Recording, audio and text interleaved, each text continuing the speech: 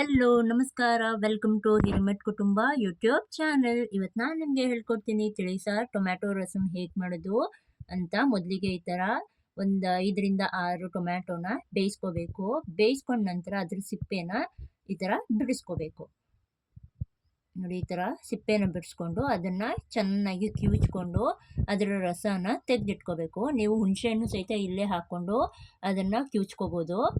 ಈ ಥರ ಕಿವುಚ್ಕೊಂಡು ಅದನ್ನು ಸ್ಟ್ರೈನ್ ಮಾಡಿ ಎತ್ತಿಟ್ಕೋಬೇಕು ಟೊಮ್ಯಾಟೊ ರಸನ. ನಾನು ಹುಣಸೆಹಣ್ಣು ಕೂಡ ಇದರಲ್ಲೇ ಹಾಕ್ಕೊಂಡು ಸ್ಟ್ರೈನ್ ಮಾಡಿ ಎತ್ತಿಟ್ಕೊಂಡಿದ್ದೀನಿ. ನಂತರ ಸ್ಟವ್ ಆನ್ ಮಾಡಿ ಈ ಥರ ಒಂದು ಪಾತ್ರೆ ಇಟ್ಟು ಅದಕ್ಕೆ ಒಗ್ಗರಣೆಗೆ ಬೇಕಾಗುವಷ್ಟು ಎಣ್ಣೆನ ಹಾಕ್ಕೋಬೇಕು. ಎಣ್ಣೆ ಹಾಕ್ಕೊಂಡ ನಂತರ ಅದನ್ನು ಕಾಯಕ್ಕೆ ಬಿಡಬೇಕು.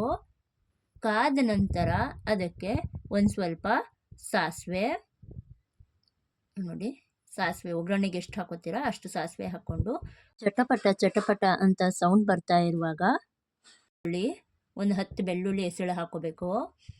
ಬೆಳ್ಳುಳ್ಳಿ ಕೆಂಪಗಾಗೋ ತನಕ ಫ್ರೈ ಮಾಡ್ಕೋಬೇಕು. ಫ್ರೈ ಮಾಡ್ಕೊಂಡ ನಂತರ ನಾನಿಲ್ಲಿ ಜೀರಿಗೆ ಮತ್ತು ಮೆಣಸಿನ ಪೌಡರ್ ಕೂಡ ಹಾಕ್ಕೊಂಡಿದ್ದೀನಿ.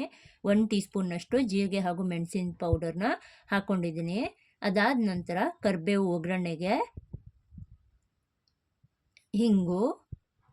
ಹಿಂಗಿಲ್ಲದೆ ರಸಮಂತೂ ಆಗಲ್ಲ, ಹಿಂಗೆ ಹಾಕ್ಕೋಬೇಕು. ನಂತರ ನಾವು ಕಿವುಚಿಟ್ಕೊಂಡಿರುವಂಥ ಟೊಮ್ಯಾಟೊ ರಸನ ಹಾಕ್ಕೋಬೇಕು. ಹಾಕ್ಕೊಂಡು ಅದಕ್ಕೆ ರುಚಿಗೆ ತಕ್ಕಷ್ಟು ಉಪ್ಪು ಹಾಕ್ಕೋಬೇಕು. ನಿಮ್ಗೆ ಎಷ್ಟು ಬೇಕೋ ಅಷ್ಟು ನಿಮ್ಮ ರುಚಿ ಅನುಸಾರ ಉಪ್ಪನ್ನು ಹಾಕ್ಕೋಬೋದು. ಅದಾದ ನಂತರ ಖಾರ ಹಾಕ್ಕೋಬೇಕು, ಅಚ್ಕಾರ ಹಾಕ್ಕೋಬೇಕು. ನಾನಿಲ್ಲಿ 3 ಸ್ಪೂನ್ನಷ್ಟು ಅಚ್ಕಾರ ಹಾಕ್ಕೊಂಡಿದ್ದೀನಿ. ನಿಮ್ಗೆ ಎಷ್ಟು ಬೇಕು ಖಾರ ಅಷ್ಟು ಖಾರದ ಪುಡಿನ ಹಾಕ್ಕೊಂಡು ಅದನ್ನು ಚೆನ್ನಾಗಿ ತಿರುವಿ ಅದನ್ನು ಕುದಿಯೋಕೆ ಬಿಡಬೇಕು.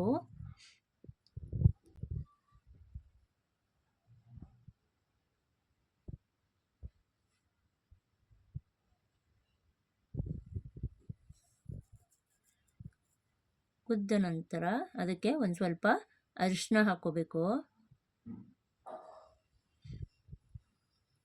ನಂತರ ಅದಕ್ಕೊಂದು ಸ್ವಲ್ಪ ಬೆಲ್ಲ ಹಾಕೋದ್ರಿಂದ ತುಂಬ ಟೇಸ್ಟ್ ಚೇಂಜ್ ಆಗುತ್ತೆ, ಚೆನ್ನಾಗಿರುತ್ತೆ. ನೋಡಿ, ಈಗ ಸಾಂಬಾರು ಕುದೀತಾ ಇದೆ.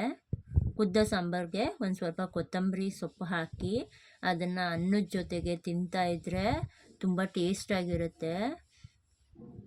ಇದನ್ನು ನೀವು ಬೇಕಾದರೆ ನಾನ್ ವೆಜ್ ತಿಂದಮೇಲೆ ಸಹಿತ ಮಾಡಿಕೊಂಡು ರಸಂ ಥರ ಕುಡಿದ್ರೆ ಜೀರ್ಣಶಕ್ತಿನೂ ಹೆಚ್ಚಾಗುತ್ತೆ. ನಿಮಗೆ ನಾನು ಮಾಡಿರೋ ರಸಂ ಇಷ್ಟ ಆದರೆ ನನ್ನ ಚಾನಲ್ನ ಲೈಕ್ ಮಾಡಿ, ಶೇರ್ ಮಾಡಿ ಹಾಗೂ ಸಬ್ಸ್ಕ್ರೈಬ್ ಮಾಡಿ.